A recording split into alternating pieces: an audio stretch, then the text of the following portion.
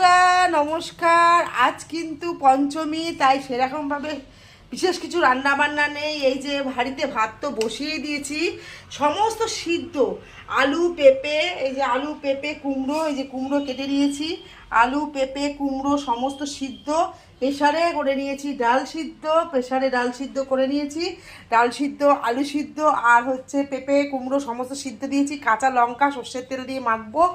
আর কি আছে আজকে, আর আর দই আর দুধ তো আছেই। ঠিক আছে, আজকে পঞ্চমী, আজকে কিন্তু এই দিয়েই খাওয়া দাওয়া। আমার রান্নাঘরে আজকে বিশেষ কিছু রান্নাবান্না নেই। Thank you all my friend, সবাইকে অনেক অনেক শুভকামনা।